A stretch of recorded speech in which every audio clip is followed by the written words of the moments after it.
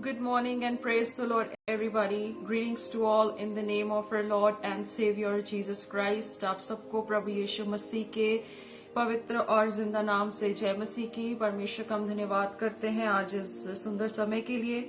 खुदा ने हमें आज का यह समय दिया। हम परमेश्वर का धन्यवाद करते हैं कि उन्होंने हमें आज के इस दिन में परमेश्वर ने हमारी अगुवाई की। परमेश्वर का हम धन्यवाद करते हैं कि उन्होंने हमें संभाला, उन्होंने हमें बचाया। बहुत से लोग आज ये दिन नहीं देख सके, बट परमेश्वर का हम धन्यवाद करते हैं, उन्होंने आज का ये समय दिया।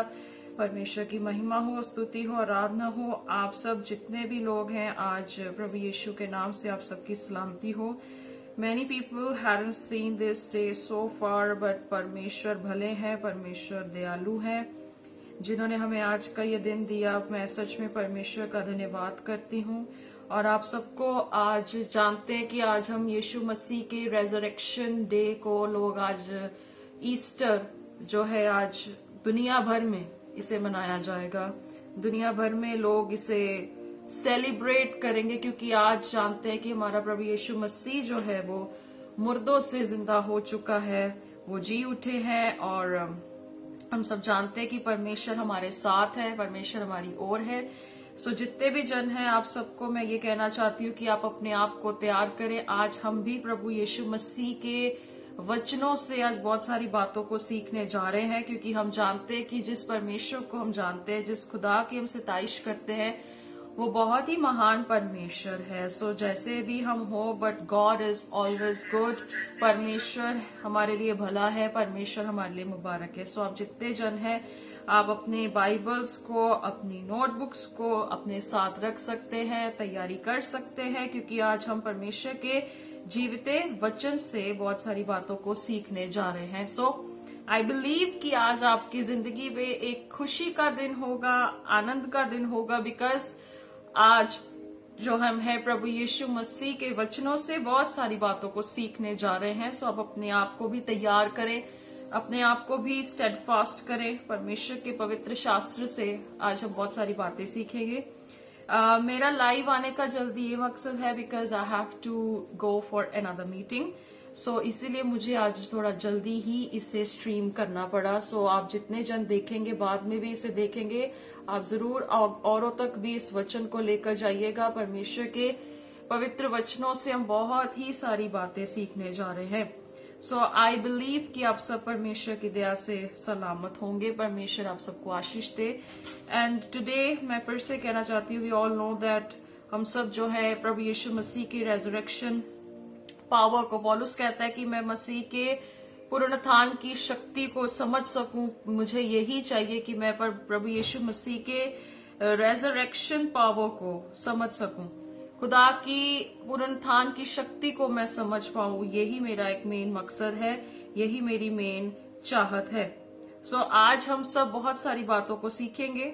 मैं यही चाहूंगी कि आप अच्छी बातों को शेयर करें, खुदा के सच्चे कलाम को शेयर करें। हम सब जानते हैं कि एवरी संडे मैं यहाँ से लाइव स्ट्रीम करती हूँ, एवरी संडे मैं लाइव करती हूँ।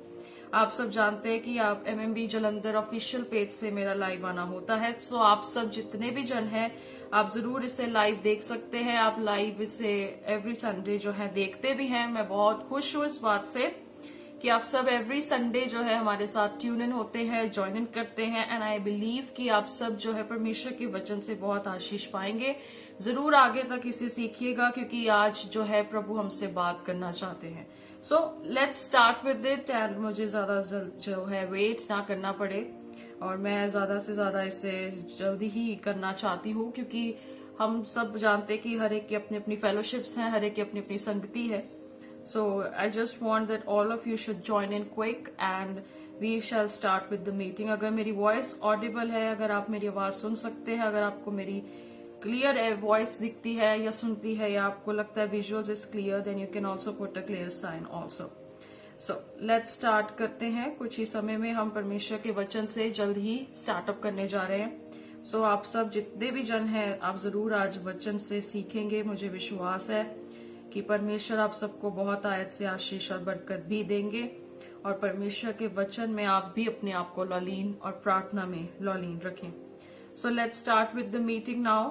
एंड आई बिलीव कि आप सब जो है परमेश्वर के वचन से बहुत कुछ सीखने जा रहे हैं। सो let's start with the meeting and अब आइए हम अपनी आंखों को बंद करेंगे, सब जन प्रार्थना में जाएंगे और परमेश्वर के पवित्र वचनों से बहुत सारी बातों को सीखेंगे और परमेश्वर के वचन से हम पढ़ेंगे। Let's pray.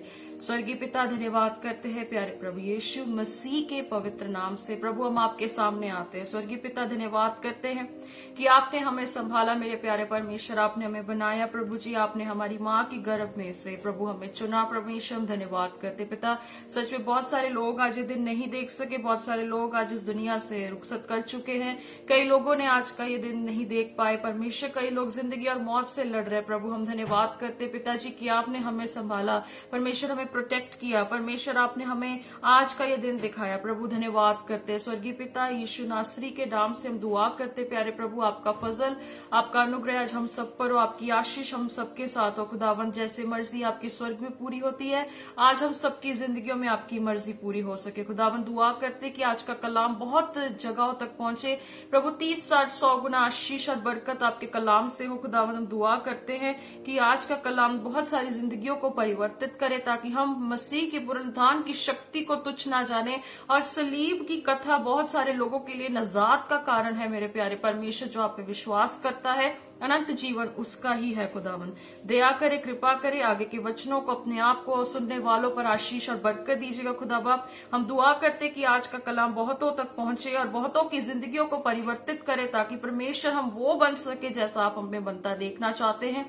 परमेश्वर हम ये भी प्रार्थना करते कि जो कमियां हमारे अंदर है, जो भी कमी घटी हमारे अंदर है प्रभु यीशु मसीह, वो आपके पाक कलाम से, आपके वचन से दूर हो सके, ताकि मसीह के वो परमेश्वर कैरेक्टर में हमेशा अपने आप को बिल्डअप करते रहे। प्रभु जी हम ये भी प्रार्थना करते कि ये रेजरेक्शन पावर सिर्फ वन डे एक्सपीरियंस नहीं है, पर जब तक हमारी सांसें हैं, जब तक हम जिंदा हैं परमेश्वर, ये रोजमर्रा की जिंदगी में हमारे लिए परमेश्वर पिता ये एक अनुभव करने का समय है, एक्सपीरियंस करने का समय है, और इसको आगे बढ़ाते जाना और आगे अपनी जनरेशंस को पास आउट करना, ये सबसे बड़ी रिस्पॉन्सिबिलिटी है। प्रभु हम प्रार्थना करते हमारी शक्ति बनिए, हमारी ढाल और हिम्मत बनिए प्रभु, ताकि हम वो कर सके जैसा आप चाहते हैं। पिता परमेश्वर धन्यवाद करते हैं, सारी इज्जत जलाल और महिमा आपको देते प्रभु। हम ये भी दुआ करते कि आगे के समय में और भी लोगों को मदद और सहायता करे परमेश्वर, आपकी दया से, आपके अनुग्रह से प्रभु सब कुछ मुमकिन है। पिता परमेश्वर धन्यवाद करते हैं, आप ही को सारा इज्जत जलाल और महिमा हम देते हुए इन सारी प्राप्तों को प्रभु यीशु मसीह के सामर्थी नाम से मांग लेते हैं। आमेन, आमेन, आमेन। प्रेज गॉड, परमेश्वर की महिमा हो। हम अपने आप को तैयार करें, परमेश्वर के वचनों से बहुत सारी बातों को सीखेंगे। आज सबको हैप्पी रेजरेक्शन डे। आप सब जानते हैं कि हम सब आज पूरे विश्व भर में, पूरे दुनिया में आज प्रभु यीशु मसीह के जी उठने के अवसर को मनाया जाएगा। मैंने पिछले फ्राइडे भी ये प्रीच किया था कि जब किसी की मृत्यु हो जाती है, जब किसी की मौत हो जाती है, तो वो एक शोक लेकर आती है, पर यीशु मसीह की जो मृत्यु थी वो हमारे लिए खुशी लेकर आया, क्योंकि वो मृत्यु जो थी वो हमारे लिए थी, हमारे पापों के लिए थी, और वो हमारे लिए मरे, और हमारे लिए आज वो उस कब्र पर विजय को पाकर आज स्वर्ग में परमेश्वर पिता के दाहिनी ओर बैठकर हमारे लिए प्रार्थना और विनती करते हैं।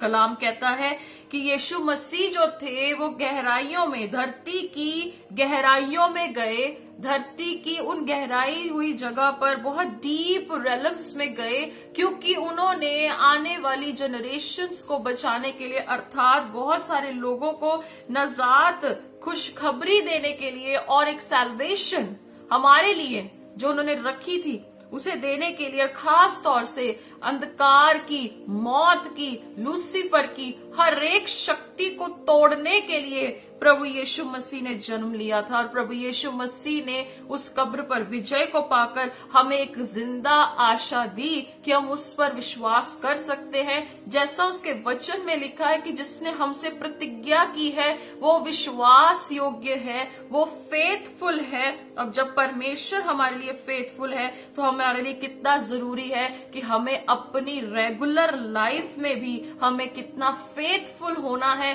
कितना विश्वास योग्य योग्य होना है, क्योंकि यीशु मसीह हमारे लिए ईमानदार है। प्रभु यीशु मसीह हमारे लिए फेथफुल है और वो हमारे लिए अपनी जिंदगी को विलिंगली उन्होंने दिया। और कलाम में लिखा है, बहुत सारी बातों को हम देखेंगे कि प्रभु यीशु मसीह जी ने कैसे हमारी जिंदगी में भी एक ऐसा समय रखा था कि हमने भी उसे जाना।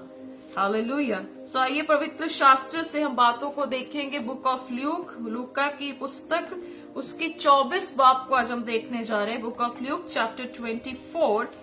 वहां पर आप जानते कि चारों गॉस्पेल बुक्स में प्रभु यीशु मसीह की रेजरेक्शन पावर और उनकी पुनरुत्थान की शक्ति के बारे में बहुत अच्छे से एक्सप्लेन किया है, बहुत ही क्लियरली एक्सप्लेन किया है। प्रभु यीशु मसीह की रेजरेक्शन पावर के बारे में हर एक गॉस्पेल्स ने बहुत अच्छे से लिखा, पर जो मुझे सबसे ज्यादा पसंद है वो है कि जब यीशु मसीह ने लूका रचित सुसमाचार में बहुत खूबसूरती से जब उन्होंने एक एक चीज को क्लियर किया, तो मुझे ये वचन बहुत खूबसूरत लगता है। तो आइए वचन से देखेंगे। बुक ऑफ ल्यूक चैप्टर 24, उसकी कुछ आयतों को आज हम देखेंगे और कैसे कैसे हमें परमेश्वर ने भी हमारी जिंदगी में एक ऐसा समय रखा था जहां पर हमने भी एक नजात दहिंदा सेवियर और वो रेजरेक्टेड किंग के बारे में हमने भी जाना और हमारी मुर्दा रूहों को उसने जिंदगी दी।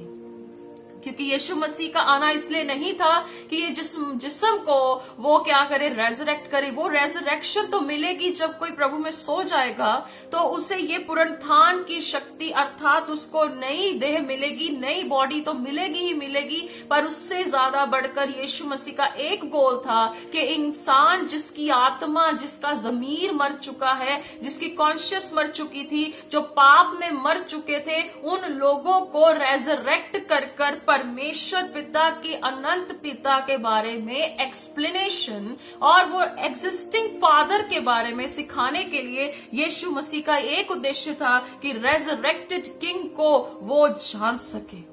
क्योंकि हमारे लिए भी ये बहुत इंपॉर्टेंट है, जिसकी हम सिताइश करते हैं, जिसकी हम महिमा करते हैं, जिसका हम प्रचार भी करते हैं। अगर हम उसका अच्छा ज्ञान नहीं रखते तो शायद शरीर की ताकत से भी एक प्रचार तैयार करके आप लोगों को सुना सकते हो, पर वो किसी की जिंदगी नहीं बदल सकता। अगर हम आत्मा में परिपूर्ण होकर, पौलुस कहता है कि आत्मा में परिपूर्ण होते जाओ। आप अपने आप को जब सरेंडर कर किसी गॉस्पेल को तैयार करते हो, किसी वचन को तैयार करते हो, सुनाने के लिए तैयार करते हो, किसी को वचन भी देते हो, तो वो आपके शब्द जो परमेश्वर पिता की इच्छा से निकलेंगे वो लोगों की जिंदगियों को परिवर्तित करेंगे। क्योंकि यीशु मसीह ने भी जब अपने मुख से वो शब्दों को निकाला, उनकी जिंदगियां बदली, लोगों की जिंदगियां बदली। और इतना ही नहीं, पर लोगों के पुनरुत्थान की शक्ति ने उनके अंदर वो मरी हुई रूहों को जिंदगी दी और वो आगे आगे परमेश्वर पिता को जानने लगे और इस संसार के स्वभाव से विपरीत स्वभाव जो मसीह का है उसमें भी अपनी जिंदगियों को बिताना शुरू किया। ये है एक्चुअल रेजरेक्शन पावर। पुनरुत्थान की शक्ति सिर्फ इसमें नहीं है कि हम कैसे दुनिया में देखते, कैसे तरीकों से काम होता है, पर रेजरेक्शन पावर जो है, जो हमें पिता परमेश्वर के रूप में डालती है, हमारी मरी हुई रूहों को जिंदगी देती। और जीसस ने यही किया था, यीशु मसीह ने यही किया था।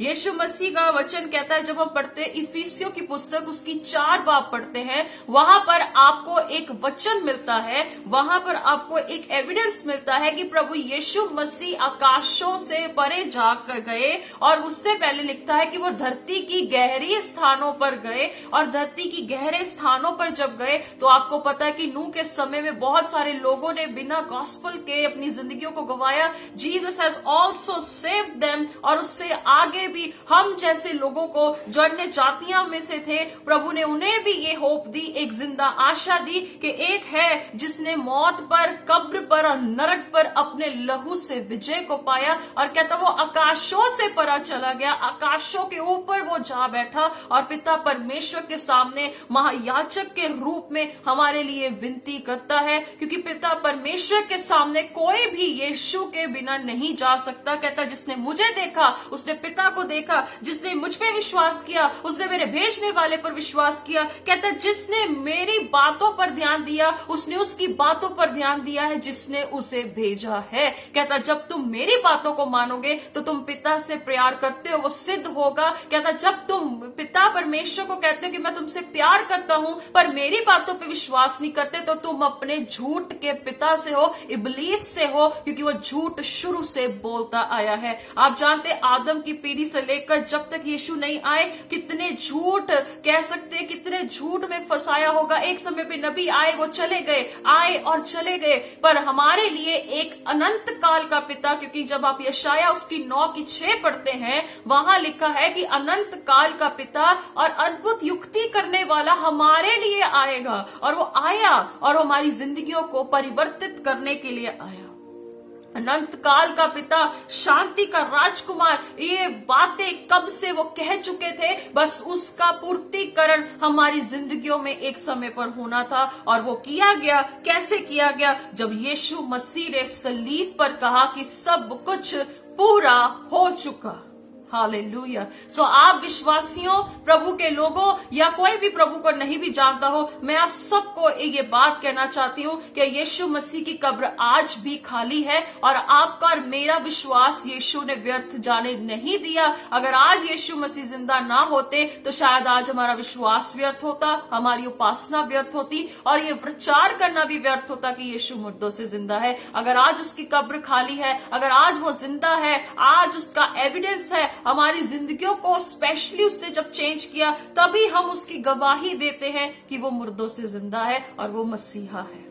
आज बहुत सारी बातों को रखने के लिए परमेश्वर सहायता करेंगे। आइए वचन से देखेंगे लूका की पुस्तक, book of Luke chapter 24 verse 1। वहां लिखा है, परंतु सप्ताह के पहले दिन बड़े भोर को वह उन सुगंधित वस्तुओं को जो लिखा है जो उन्होंने तैयार की थी लेकर कब्र पर आई। उन्होंने सुगंधित वस्तुओं को, जब आप जानते हैं कि जब कब्र पर वो गई, सारी लेडीज वहां पर गई, वो सुगंधित वस्तुओं, फ्रेग्रेंस को वो लेकर, क्योंकि पुराने समय में क्या होता था कि जब किसी डेड बॉडी को दफनाना होता था तो बहुत सारा फ्रेग्रेंस वाली चीजों को वो रखते थे, खुशबूदार चीजों को रखते थे, इत्र को लगाते थे, या बहुत सारी चीजों को वो जूडियाज्म में वो फॉलो करते थे। और इसी तरह से उसी दिन में भी वो क्या है, सुगंधित वस्तुओं को, फ्रेग्रेंस वाली चीजों को लेकर गए। उन्होंने पत्थर को कब्र पर से लुढ़का हुआ पाया। जब वो वहां गई तो उन्होंने वो पत्थर को लुढ़का हुआ, गिरा हुआ पाया, पर भीतर जाकर प्रभु यीशु का शव ना पाया। क्योंकि उससे पहले आप देख सकते हो जब प्रभु यीशु मसीह को गाड़ा गया था, जब शमौन ने उनकी बॉडी को लेकर, बाइबल में लिखा है कि यीशु मसीह की कब्र धनियों के साथ गिनी गई थी, रिच पीपल्स के साथ थी। वहां पर यीशु मसीह के बारे में कहा कि वो धनियों के साथ, जो बहुत पावरफुल लोग थे, कहते हैं उसकी कब्र उनमें से थी।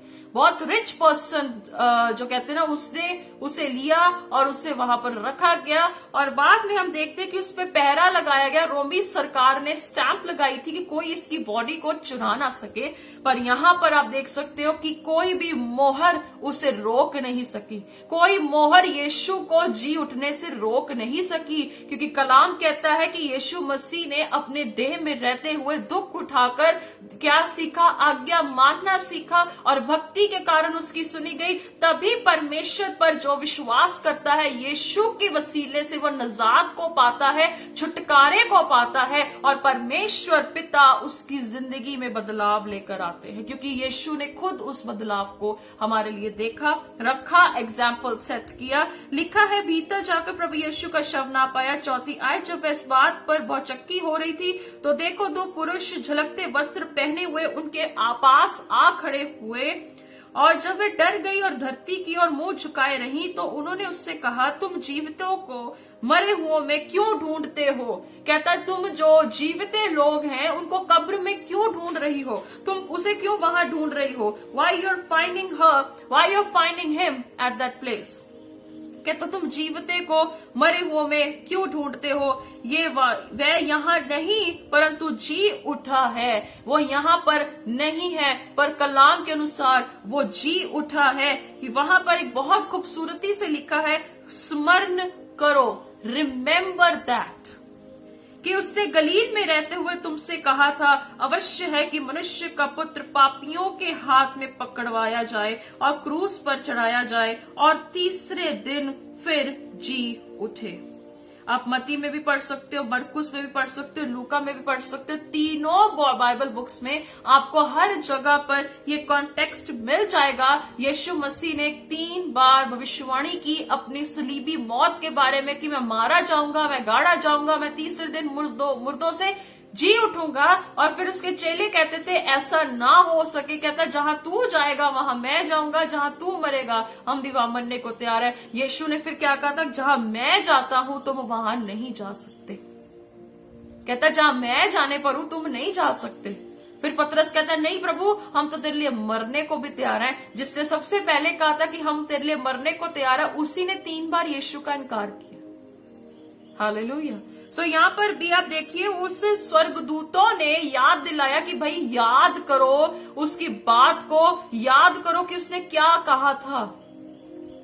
जब हमें भी परमेश्वर का वचन एवरी टाइम हमें रिमाइंडर देता है कि याद करो कि क्या प्रतिज्ञा थी, याद करो उसने क्या कहा था, तब उसकी बातें उसे स्मरण आई। उनको वो बात याद आ गई कि यस, जीसस ने 3 बार कहा था, 3 बार अपनी प्रोफेसी की कि यस मैं मरूंगा, मैं फिर से जी उठूंगा। उसने बार बार ये प्रोफेसी की थी।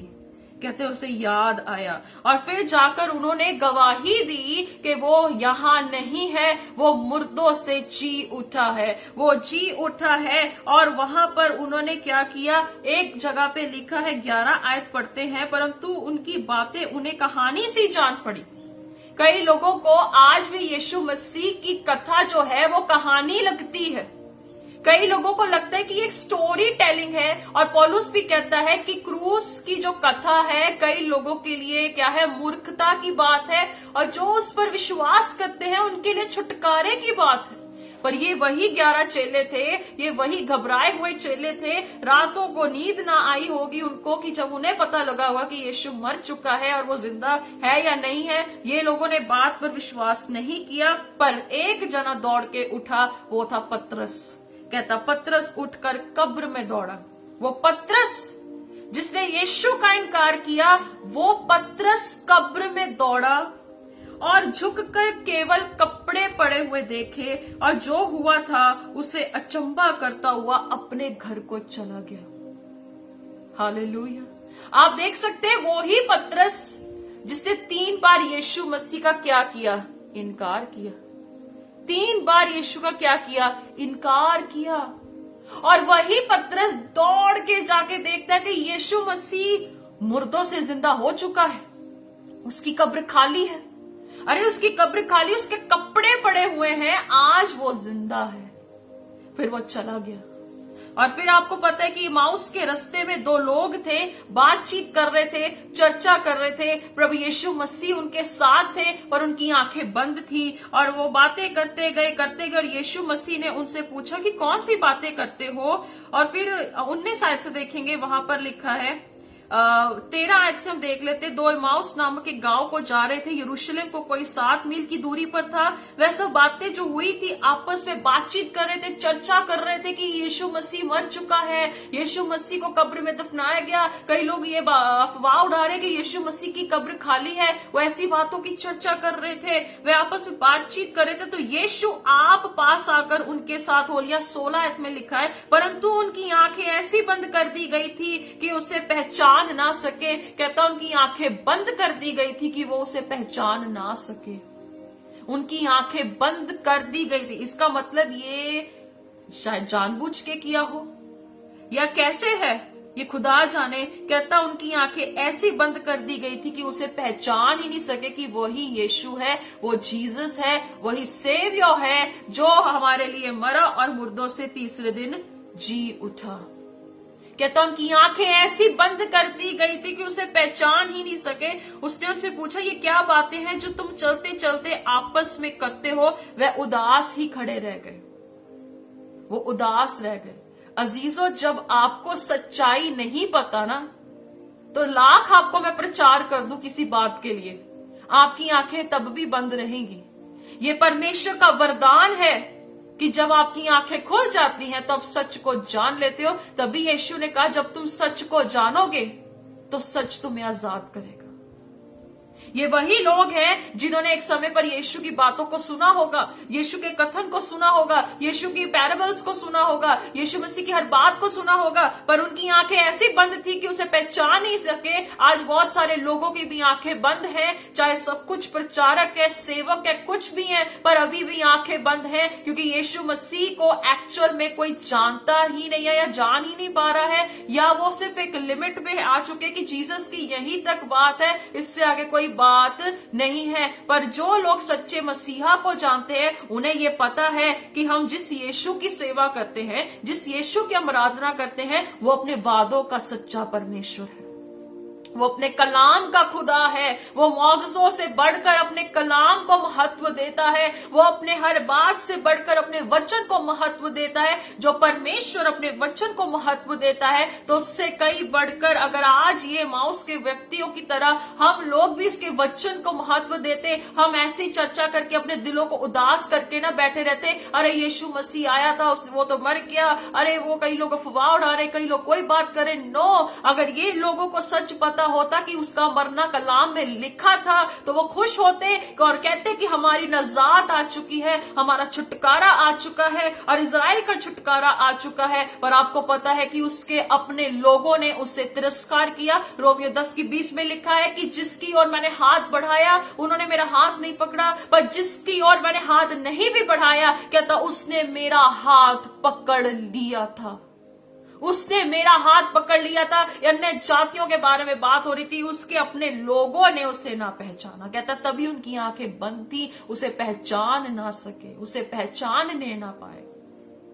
आप यीशु को जानते हो या उसे अच्छे से पहचानते हो? आज जीसस को बहुत से लोग जानते हैं पर पहचानते कम लोग हैं, क्योंकि जो कलाम पढ़ेगा उसे उसकी पहचान होगी।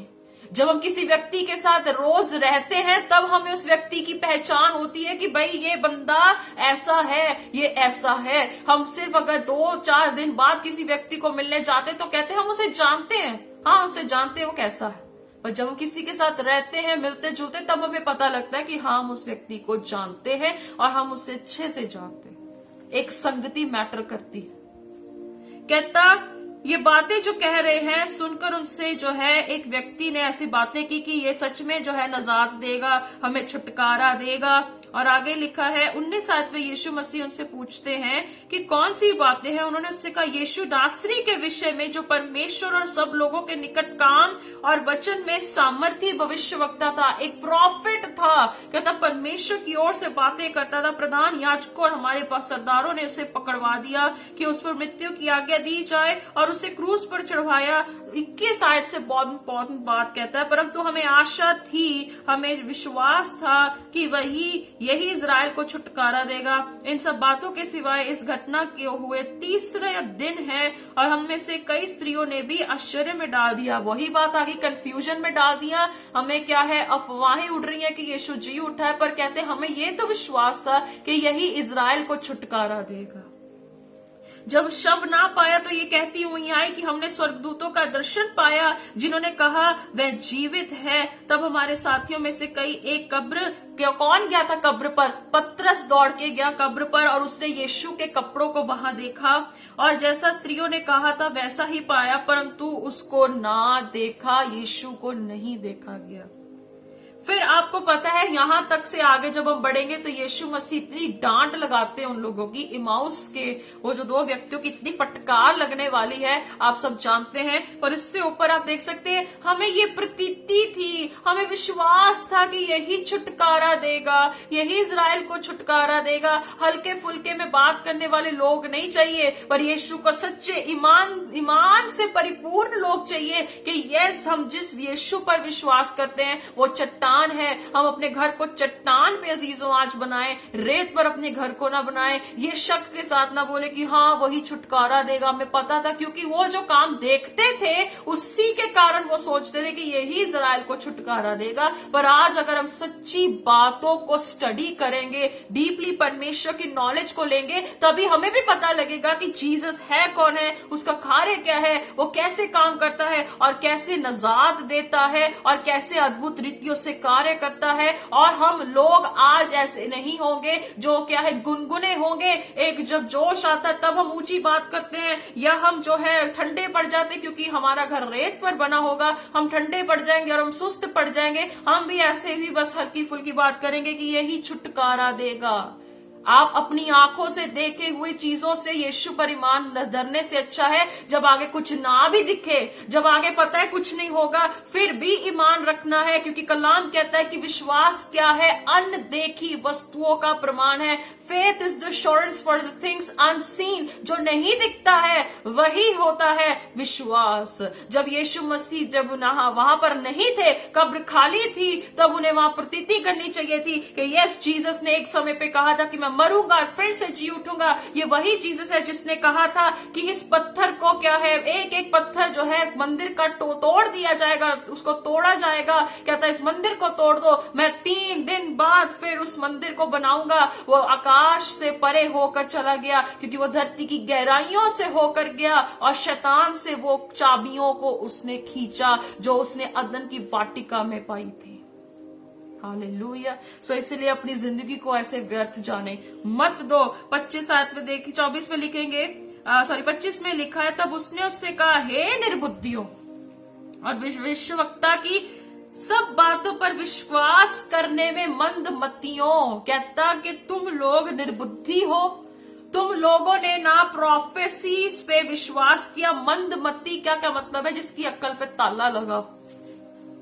क्या अवश्य ना था कि मसीह ये दुख उठाकर अपनी महिमा में प्रवेश करे? क्या ये जरूरी नहीं था कि दुख उठाकर, अगर आपको ये कॉन्टेक्स्ट पढ़ना है इब्रानियों 5 में आप पढ़ सकते हो, वहां पर कुछ आयतों में लिखा कि उसने देह में रहते हुए दर्द को सहकर आज्ञा मानना सीखा, ताकि जो इस पे विश्वास करते हैं उनके लिए अनंत काल के लिए वो प्रतिज्ञा दी गई थी। तब उसने मूसा से और सब भविष्यवक्ताओं से आरंभ करके सारे पवित्र शास्त्र में अपने विषय में लिखी बातों का अर्थ उन्हें समझा दिया। अब यीशु मसीह खुद अपने बारे में उसे एविडेंस दे रहे हैं कि ये बात मेरे विषय में लिखी थी, ये बात मेरे बारे में बताई गई थी, ये बात मेरे विषय में लिखी गई थी। व्यवस्था विवरण में ऐसे मेरे बारे में लिखा है, जेनेसिस की 3:15 में मेरे में ऐसे लिखा गया था, आइज़ाया के बारे में बताया गया, आइज़ाया 50:6 में वो लिखा गया था कि मैंने अपनी इच्छा से अपनी पीठ को दिया कि वो उसे घायल करे। और उसने कहा कि यशायाह 53 में कि मेरे को ऐसा वध किया जाएगा कि लोग मुझे पहचान भी नहीं सकेंगे। आगे वो बताएगा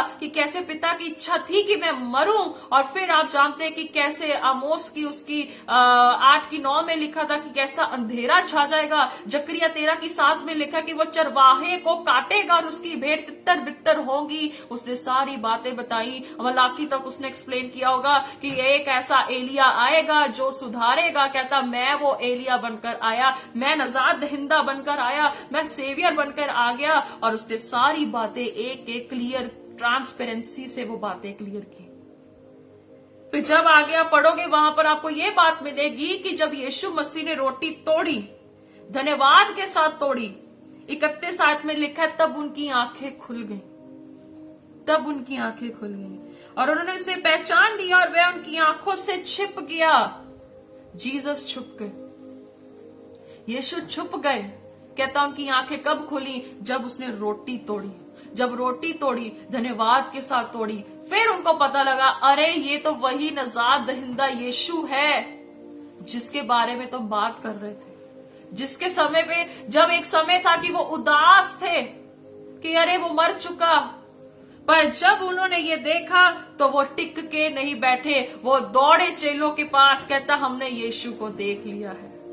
हालेलुया। जब कोई भी यीशु को जान लेता है, जब कोई यीशु मसीह को जान लेता है, वो अब कभी भी चुप नहीं बैठेगा। वो दौड़ेगा, वो खड़ा होगा, वो जाएगा, वो बताएगा कि यीशु मसीह सच्चा परमेश्वर है। जब उसे पता होगा कि गलत शिक्षा भी प्रचार की जा रही, वो चुप नहीं रहेगा, वो दौड़ेगा।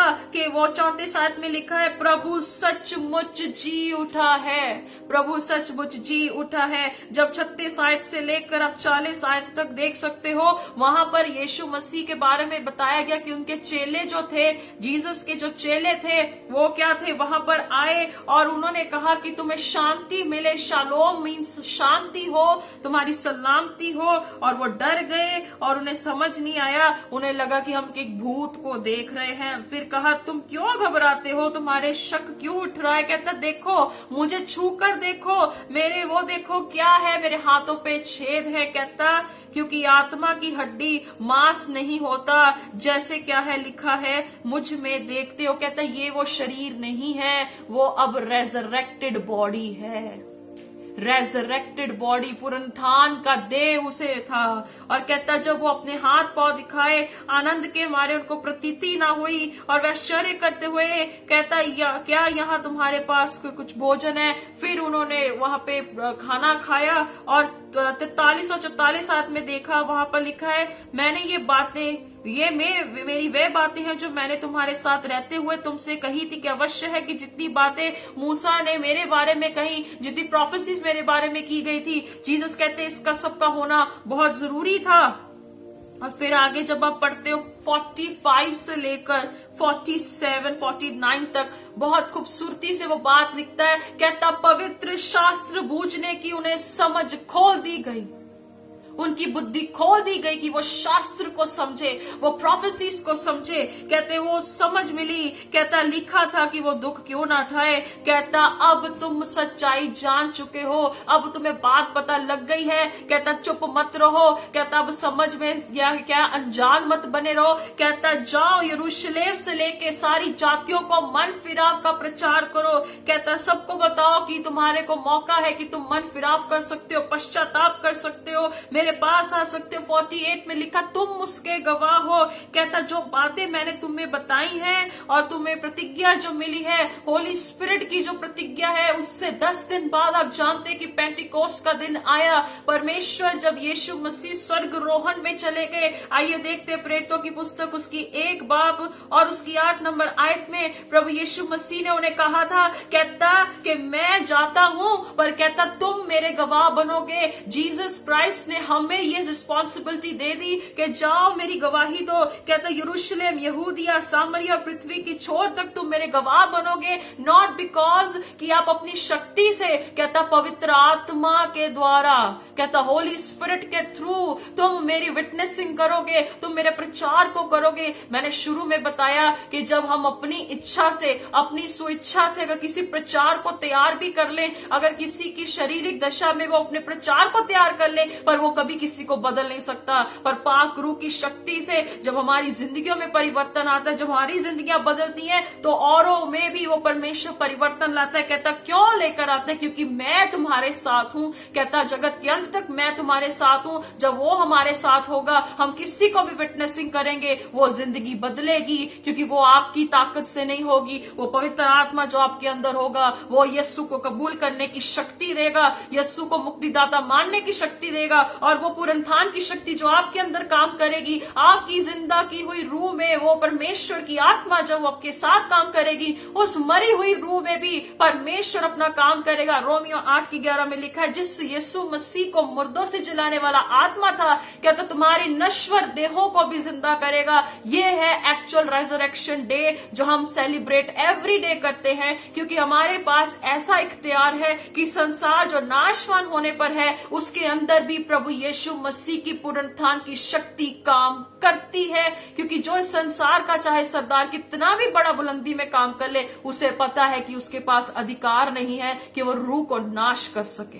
किनके लिए? जो उस पर विश्वास करते हैं, the ones who trust him। आगे देखोगे तो मिलेगा, कहता जिस यीशु मसीह को तुम आज, कहते कि जिस यीशु मसीह को तुम आज स्वर्ग से उठते देख रहे हो, कहता वही यीशु मसीह फिर से बादलों पर वापस आएगा। हालेलुया। फिर जब हम आगे देखते हैं, यीशु मसीह ने पतरस को कहा, यीशु मसीह जब जिंदा हुए तो उन्होंने पतरस से कहा, कहता मेरी भेड़ों को चरा, मेरी भेड़ों को चरा। कहता हालेलुया, कहता मेरी भेड़ों को चरा। तू मुझसे प्यार करता है, मेरी भेड़ों को चरा। तू मुझसे प्यार करता है तो मेरी भेड़ों की रखवाली कर। मैं कहता है अगर तू मुझसे प्यार करता है तो मेरे मेमनों की रक्षा कर, उन्हें चरा।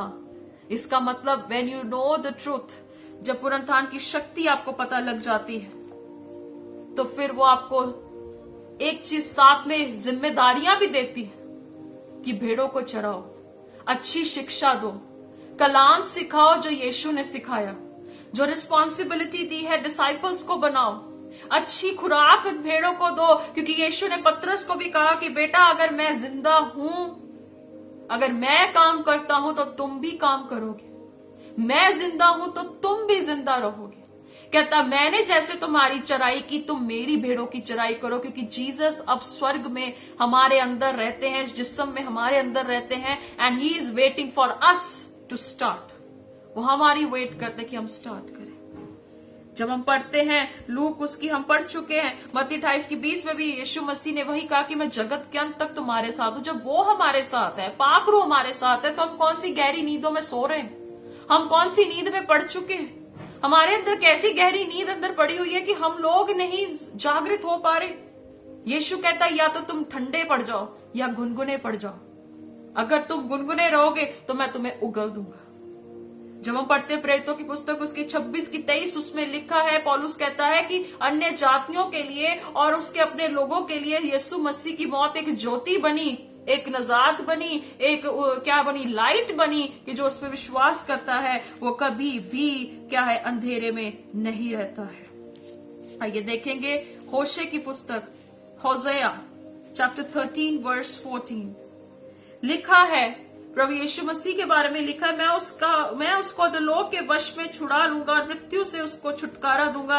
हे मृत्यु, तेरे मारने की शक्ति कहाँ रही? हे अधोलोक, तेरे नष्ट करने की शक्ति कहाँ रही? मैं फिर कभी ना पछताऊंगा। आज यीशु मसीह भी इसी रेजरेक्शन पावर से आज वो बात करते, जब हम देखते हैं इसी का कॉन्टेक्स्ट पहला कुरिन्थियों उसकी 15 की 54 से 55 और 56, 57 में हम देखते हैं यीशु मसीह के बारे में कहा गया था, तब वह वचन भी पाठ जो लिखा है पूरा हो जाएगा। जय ने मृत्यु को निगल लिया, जय ने, यीशु मसीह ने मृत्यु को निगल लिया। 55, हे मृत्यु तेरा जय कहाँ रही और हे मृत्यु तेरा डंक कहाँ रहा? ये वही होशेया का वचन आज पौलुस भी यहाँ रिपीट करता है कि जीसस क्राइस्ट के बारे में बताता है कि हे मौत तेरी जय कहाँ रही, हे मृत्यु तेरा डंक कहाँ रहा। 56, मृत्यु का डंक पाप है, पाप का बल व्यवस्था है। 57, परमेश्वर का धन्यवाद हो जो प्रभु यीशु मसीह में हमें फतेहमंद बनाता है, राइचस और विक्टोरियस बनाता है। जब हम पढ़ते हैं भजन संहिता 71:20,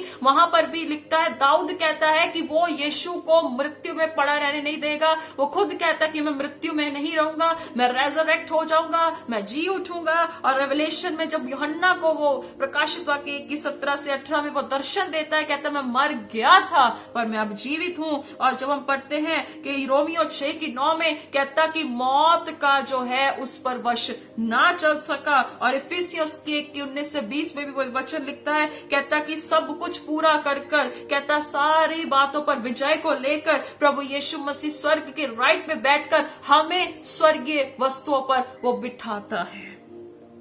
हालेलुया। पहला कुरिन्थियों उसकी 15 की 21 से 22 में हम देखते हैं कि यीशु मसीह से रेजरेक्शन थी। कहता आदम से मौत आई, आदम से गुनाह आया, पर यीशु मसीह के वसीले से हमें पुनरुत्थान की शक्ति मिली। और इसीलिए पौलुस भी लास्ट में कहता है, कहता मैं जो है रेजरेक्टेड किंग को, मतलब क्रूसित मसीह को, कहता कि मैं रेजरेक्शन वाले जीसस को, मैं पुनरुत्थान वाले मसीहा को जानना चाहता हूं। कहता मैं पुनरुत्थान वाले मसीहा को जानना चाहता हूं। कहता जो जी उठा मैं उसको जानना चाहता हूं, क्योंकि उसे पता था कि ये शरीर एक दिन झड़ जाएगा, ये शरीर एक दिन खत्म हो जाएगा, ये शरीर पर कोई भी जो है मौत एक दिन फतेह पाएगी, पर मौत उन लोगों पर फतेह नहीं पाएगी जो यीशु पर विश्वास करते, क्योंकि उनके लिए एक आशा है कि वो शरीर में नया बल पाकर वो फिर से जिंदा हो जाएंगे और परमेश्वर के साथ राज्य करेंगे। सो इसीलिए आज आपको भी ये पावर ऑफ रेजरेक्शन को जानना जरूरी है, आपको ये पुनरुत्थान की शक्ति को जानना जरूरी है अजीजों। You have to know the truth कि आज यीशु मसीह को सिर्फ सेलिब्रेट करना है तो एवरी डे सेलिब्रेट करो, क्योंकि वो आपके लिए आज जिंदा है। Let's pray.